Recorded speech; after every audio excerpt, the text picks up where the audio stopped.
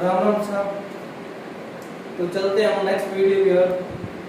पहले जो आपको जितना बताया था आपको पता ही है। तो अब कंप्यूटर का बेसिकली लेके चलते हैं आगे। तो कंप्यूटर का जो परिचय है वो अभी तक चल रहा है, ठीक है। इसके अंदर आपको धीरे धीरे जो भी है वैज्ञानिक है, कौन कौन से वैज्ञानिकों ने इसके अंदर अपना हाथ बटाया है, उन्होंने अपने कौन कौन से कारण यानी कि उन्होंने कौन कौन से आविष्कार किए हैं।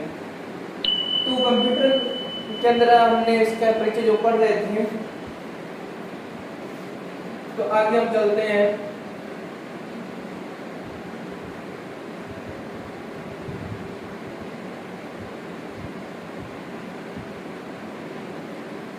आगे मैं कुछ आपको बताना चाहता हूँ। इसके अंदर भी ये जो मशीन आज हम देख रहे हैं, ये क्या एक मशीन है। आगे हम और भी पढ़ेंगे इसके बारे में। ये क्या मशीन है, इसको किसी ने बनाया होगा। इससे पहले क्या था भाई, इससे पहले था हमारा कैलकुलेटर। इससे पहले किस मशीन का निर्माण किया गया था, कैलकुलेटर मशीन का निर्माण किया गया था। उसके अंदर हम बात करते हैं कैलकुलेटर के अंदर। वैसे उसके अंदर जैसे कैलकुलेटर का जो वैज्ञानिक थे उसका नाम बताया जाता है एडी रॉबर्ट्स ने कैलकुलेटर का निर्माण किया था। और कुछ और भी वैज्ञानिक है, अबेक्स है, और जैसे चार्ल्स बेबेज हो गया, एडी रॉबर्ट्स हो गया, इन्होंने कौन कौन से काम किए थे। और जैसे कंप्यूटर के अंदर हम बात करें भी, इसको जिस वैज्ञानिक ने बनाया था, तो इस वैज्ञानिक जो इसका बनाने वाला पितामह, जो यानी कंप्यूटर के पितामह कौन थे। पितामह इसके जो है, इसके जो पितामह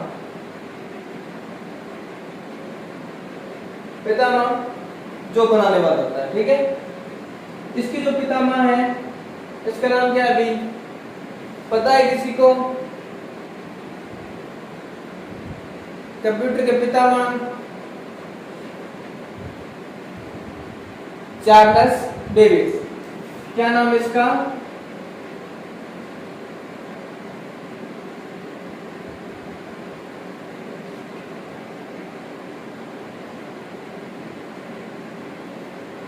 चार्ल्स बेबेज। कंप्यूटर के पितामह चार्ल्स बेबेज, जिन्होंने इस कंप्यूटर का निर्माण किया था। और इससे जो बड़ा कंप्यूटर है, सबसे बड़ा कंप्यूटर है, उसका नाम आपको पता ही होगा, सुपर कंप्यूटर। ये तो उसके नीचे का लेवल ही है, कम लेवल की ये कंप्यूटर है, जो हमारा यानी कि घर के काम या ऑफिस के काम के लिए यानी को बनाया गया था। जो सुपर कंप्यूटर है वो ऐसे नहीं रखा जाता है, वो हम घर पे यूज नहीं कर सकते, क्योंकि इसके लिए क्या है, एक संस्था चाहिए, बड़ी संस्था यानी कि बात करें तो उसके लिए एक कक्ष जो होता है, जो कमरा होता है, वो क्या होना चाहिए उसके लिए, यानी खुला, यानी कि बड़ा रूम हॉल होना चाहिए, हॉल के समान मान लो। तो उसके अंदर जो कार्य करने का जो सिस्टम होता है वो इन कंप्यूटरों से अलग होता है। वो क्या होता है, हटके होता है इससे। जितना भी वो काम होता है उसके अंदर हटके होता है। जैसे हम आज देखते हैं, जो हमारे वातावरण पे रख लें, कल मौसम कैसा होगा, आज कैसा है, कल कैसा रहेगा, तो उसकी जानकारी कौन देता है? सुपर कंप्यूटर देता है। सुपर कंप्यूटर है जो हमारे आने वाला कल की यानी कि वो जानकारी हमको पहले बता देता है। मौसम कैसे होगा, समुद्र के बारे में जानकारी है, या अन्यथा मौसम बदलाव जो भी है, सिस्टम वगैरह वगैरह वो जो आते हैं, तो वो क्या है, हमें उस बारे में जानकारी प्रदान कराता है। ये हमारा बेसिकली होता है। ये बेसिकली हमारे घरों के अंदर जैसे यूज करते हैं, हमारे जो पर्सनल काम होता है उनके लिए यूज किया जाता है। ये वो जो दूसरे होते हैं वो बड़े कामों के लिए इसके अंदर क्या है, यूज किया जाता है।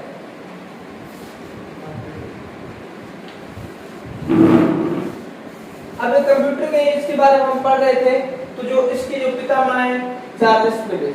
इससे पहले जब कंप्यूटर का काम नहीं था,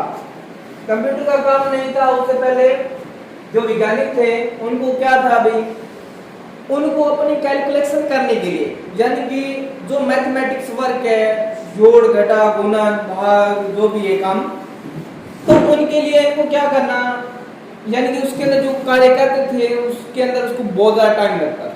मैथमेटिक्स के अंदर बहुत ज़्यादा इनको क्या है टाइम लगता था। अब उसके बाद जैसे धीरे धीरे क्या हुआ, बदलाव हुआ, धीरे धीरे बदलाव हुआ, धीरे धीरे जैसे बदलाव होता गया तो टाइम की क्या होती गई, बचत होती गई।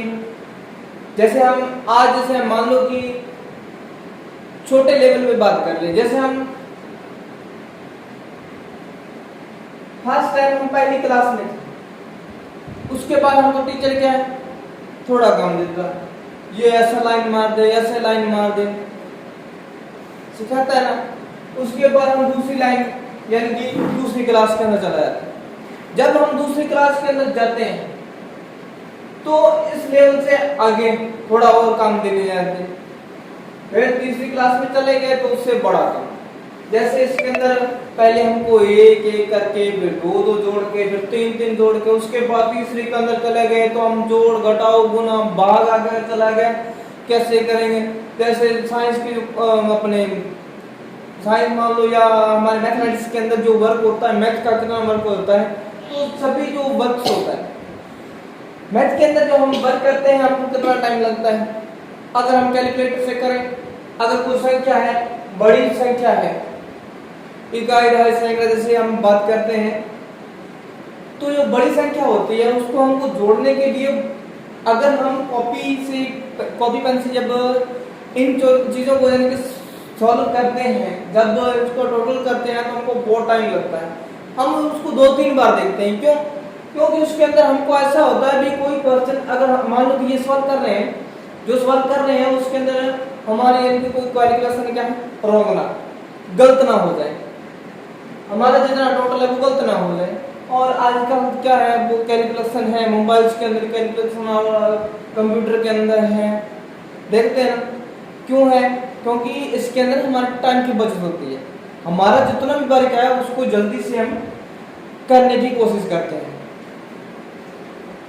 तो उसके लिए हम बात कर रहे थे यहाँ कंप्यूटर, तो इससे पहले क्या था अभी, इससे पहले कैलकुलेटर था।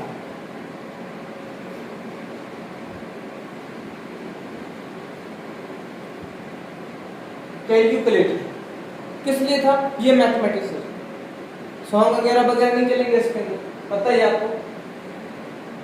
कैलकुलेटर जब पहले जो कॉपीज पे वर्क किया जाता है, जो यानी ऑल टाइम पुराने समय के अंदर जो काम किया जाता था कॉपीज पेन उनके अंदर किया था, उसके बाद कैलकुलेटर का निर्माण हुआ। क्या हुआ? टाइम की बचत हुई।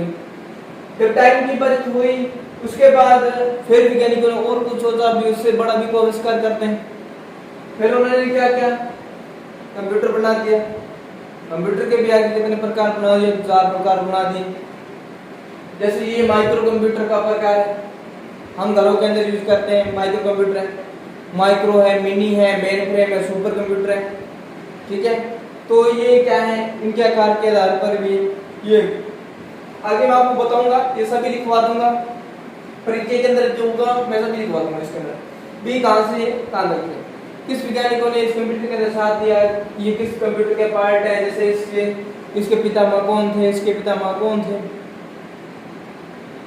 हम ये जो भाग है ये किसके भाग है? सुपर कंप्यूटर है, सुपर कंप्यूटर के ही ये भाग है। इसके कितने प्रकार है? सुपर कंप्यूटर के भी 4 प्रकार है। ये भाग जो है किसका है? ये है माइक्रो कंप्यूटर का। ये एक माइक्रो कंप्यूटर होता है, एक क्या होता है मेन फ्रेम होता है, एक होता है मिनी होता है, एक सुपर कंप्यूटर होता है।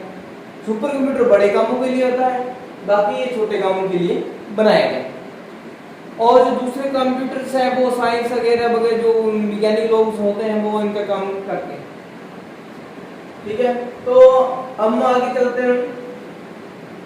इनके बारे में तो आपको पहले मैं बता दिया, पहले वाली वीडियो के अंदर आपको बताया है भी कंप्यूटर क्या है, कैसे है, ये इसकी इनपुट डिवाइस है, आउटपुट डिवाइस कौन सी है, कहाँ इसका कार्य होता है, हमारे द्वारा निर्देश कहाँ जाते हैं, स्क्रीन पे हमें जो रिजल्ट शो होता है उसको कौन सी डिवाइस बोलते हैं, जैसे हमारे कीबोर्ड या माउस के द्वारा निर्देश दिए गए हैं वो कौन से होते हैं, इनपुट होते हैं, हमारे निर्देश कहाँ जाते हैं, सीपीयू के अंदर जाते हैं। सीपीयू के बाद हमारा रिजल्ट कहाँ शो होता है, मॉनिटर के स्क्रीन पे शो होता है। तो मॉनिटर पे स्क्रीन पे शो होता है वो हमारा क्या होता है, आउटपुट रिजल्ट शो होता है। आउटपुट मॉनिटर के स्क्रीन पर जो मान लो ये कंप्यूटर की स्क्रीन मान लो अभी आपको दिखाई दे रहा है, तो रिजल्ट आपको दिखाई दे रहा है यहाँ पे जो मैं लिख रहा हूँ, ठीक है। अगर मैं इसमें कुछ लिखूंगा नहीं, कुछ शो होगा, कुछ भी नहीं शो होगा इसके अंदर। मान लो टीवी के अंदर अगर आप टीवी नहीं चलाओगे, बटन बंद पड़ा, चल जाएगा नहीं चलेगा, ठीक है। तो वैसे इसके अंदर हम जो अपना काम करेंगे, मान लो कि कंप्यूटर के अंदर मान लो कीबोर्ड के द्वारा, माउस के द्वारा जो भी हम निर्देश देते हैं, पहले कहाँ जाते हैं, पहले सीपीयू के अंदर जाते हैं। सीपीयू के अंदर आपको बताया था सीपीयू क्या है, प्रोसेसिंग डिवाइस। कौन सी डिवाइस है इसकी, प्रोसेसिंग डिवाइस है। और इसमें क्या होता है, हमारा जितना भी जो दिए गया वर्क होता है वो क्या होता है, प्रोसेस करता है। जितना भी प्रोसेस हमारे इनपुट के कीबोर्ड से या माउस से, दोनों के द्वारा किसी एक से जो भी हम निर्देश देंगे वो कहाँ जाता है, पहले मॉनिटर में स्क्रीन पर नहीं शो होगा, पहले कहाँ जाता है, पहले हमारे सीपीयू के अंदर जाता है। सीपीयू का पूरा नाम आपको पता है, सेंट्रल प्रोसेसिंग यूनिट। क्या है, सेंट्रल प्रोसेसिंग यूनिट। सीपीयू का ये पूरा नाम है। इसका नाइस नेम हम क्या बोलते हैं, सीपीयू। और ये क्या काम करती है, ये प्रोसेसिंग का काम करती है। इसके अंदर बताया था सीपीयू के कितने प्रकार हैं, तो सीपीयू के आपको प्रकार ही बताया गया। सीपीयू के कितने प्रकार हैं, अभी नहीं पता, तो सीपीयू के प्रकार आपको बताया था ना। एक तो होता है इसका एएलयू, एक होता है आपको बताया था एमयू, एक आपको बताया था सीयू। अब सभी के पीछे यू लगा, यूनिट होती है, इसकी इकाई होती है, ठीक है। हर एक काम की अलग अलग जो इकाई होती है। अब देखो इसके अंदर सीयू, अपने एएलयू बात करते हैं। एएलयू के अंदर आपको बताया था अभी, ALU arithmetic logical unit, arithmetical logical unit, गणना करने के लिए होता है। एमयू आपको बताया था मेमोरी के लिए होता है, मेमोरी यूनिट जो हमारा data storage. Control unit CU होता है, कंट्रोल यूनिट।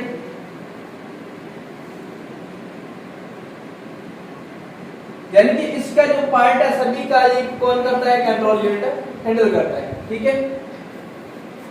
तो आगे हम चलते हैं। पितामह कौन है इसका, चार्ल्स बेबेज। कैलकुलेटर क्या इसका, शायद देख लें, इसका ईडी रॉबर्ट्स है, ईडी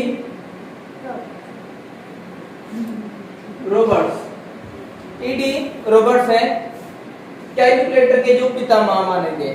सबसे पहले जिन्होंने कंप्यूटर का यानी कि इस की अपने कैलकुलेटर का निर्माण किया था, उसके जो पितामह कौन मानेंगे, ईडी रॉबर्ट्स मानेंगे, और कंप्यूटर के पितामह चार्ल्स बेबेज मानेंगे। इसके अंदर आपको कुछ और बताऊंगा। ये चार्ल्स बेबेज कहाँ के थे, ये फ्रांस के थे। चार्ल्स बेबेज फ्रांस के थे। डिजाइनिंग तो किसी ने और नहीं की थी, यानी कि इसके जो पार्ट था कंप्यूटर तो बना लिया गया था, लेकिन इसकी सेटिंग नहीं हो पा रही थी, जिसको कैसे करें, कैसे हैंडल करें, वो पता नहीं था। तो उसके बाद जो चार्ल्स बेबेज है, यानी कि फ्रांस के रहने वाले हैं, तो फ्रांस के रहने वाले हैं चार्ल्स बेबेज। तो इस चार्ल्स बेबेज ने बताया था कि ये इसका पार्ट ऐसे करेंगे, इसका पार्ट ऐसे करेंगे। तो इसके जो सभी पार्ट को अलग अलग डिजाइनिंग के अंदर बनाया गया था, तब इन्होंने यही काम किया। इसका यानी कि इसको क्या है, एक पितामह का नाम दे दिया, कंप्यूटर का पितामह का नाम दे दिया, किसको, चार्ल्स बेबेज। और इसके कैलकुलेटर के ये ईडी रॉबर्ट्स, क्योंकि इन्होंने सर्वप्रथम ये कैलकुलेटर वाली मशीन बनाई थी। और भी मशीनें हैं, कुछ और भी वैज्ञानिक हैं, लैरी पेज है, जैसे ईडी रॉबर्ट्स हो गया, ये चार्ल्स बेबेज है, इन्होंने कंप्यूटर का निर्माण कर दिया था। और कुछ और भी वैज्ञानिक हैं, वो मैं आपको अलग से लिखवा दूंगा। जैसे पहले वो आपने सुना ही होगा, हाथी के दांतों से वो गणना करने वाली मशीन बनाई थी, हाथी के दांतों। सुना नहीं सुना, वो मैं आपको लिखवा दूंगा। यहाँ पे हेडिंग लिखवा, हेडिंग के साथ में लिखूंगा, अलग अलग सभी वैज्ञानिक होंगे, उनके सभी वैज्ञानिकों के काम लिख दूंगा कि कौन से वैज्ञानिक ने कहाँ का रहने वाला था और उन्होंने कौन सी मशीन का निर्माण किया, कब और कहाँ किया, ठीक है, वो आपको बता दूंगा। तो आगे हम चलते हैं इसके अंदर।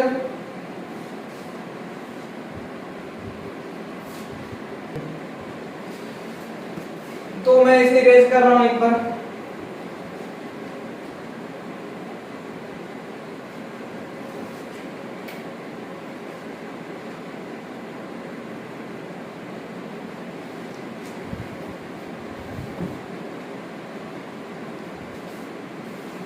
चलें भैया के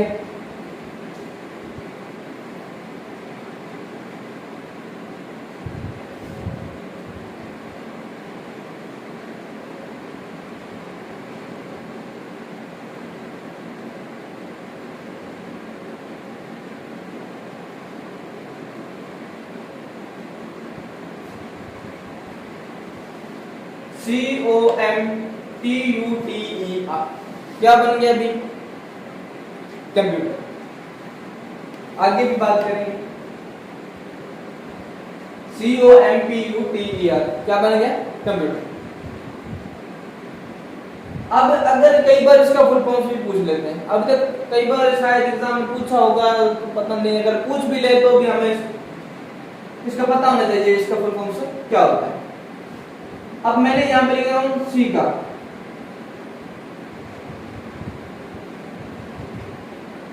सी का होता है कॉमन। सी का कॉमन, COMMAN कॉमन। कॉमन बोला जाता है, कई बार इसको कॉमन लीव बोला जाता है। क्या बोला जाता है? Common leave. कॉमन या कॉमन लीव इसको बोला जाता है। आगे बात करें ओ का। OPERATING क्या है? ऑपरेटिंग, किसी चीज को ऑपरेट करना, ठीक है। उसके बाद बात करते हैं एम। एम का पूरा नाम क्या हो जाएगा? MACHINE machine. एम का मशीन। सी का कॉमन या कॉमनली होगा। ओ का हो जाएगा ऑपरेटिंग। एम का हो जाएगा मशीन। उसके बाद है पी। पी का हो जाएगा पार्टिकुलरली।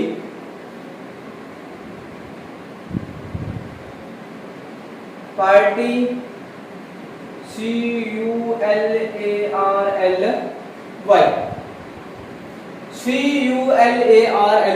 पार्टिकुलरली, ठीक है भी, उसका हमने लिखा है।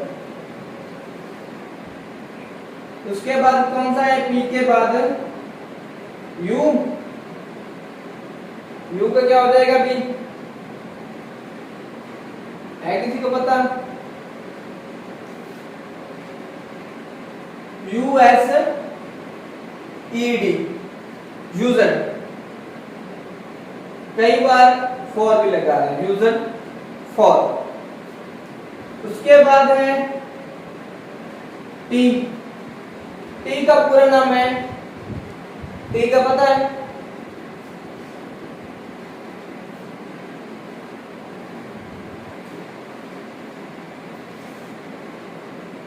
TECHNOLOGY।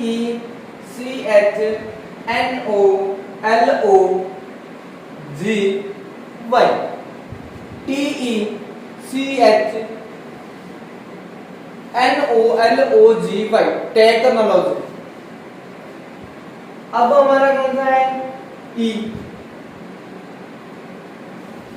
यहां पे मैं लिख रहा हूं इस साइड में। ई का हो जाएगा EDU CATION। एजुकेशन क्या होता है भाई? शिक्षा। उसके बाद लास्ट बचा है हमारा आर। आर का मीन्स होता है RECH।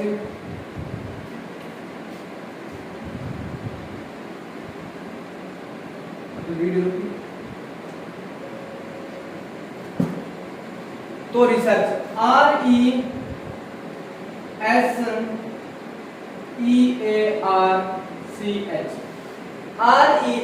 RESEARCH कई बार स्पेलिंग में मिस्टेक हो जाता है, वो देख लेना थोड़ा सा। रिसर्च, रिसर्च का मीन्स होता है अभी रिसर्च लिखा है, रिसर्च में क्या होगा अभी जानकारी। रिसर्च मीन्स होता है जानकारी। ये मैंने यहाँ पे क्या लिख रखा है, कंप्यूटर। कंप्यूटर लिखा है, कई बार इसका फुल फॉर्म से पूछ लें तो ये इसका फुल फॉर्म है। सी का है कॉमनली या कॉमन, एक ही बात है। ओ का ऑपरेटिंग, एम का मशीन है, पी का पार्टिकुलरली है, यू का यूजर है, और टी का टेक्नोलॉजी है, ई का एजुकेशन है, आर का रिसर्च, जानकारी प्राप्त करना। ठीक है, तो इतना याद रखना। तो नेक्स्ट मिलते हैं। ठीक है, धन्यवाद, राम राम।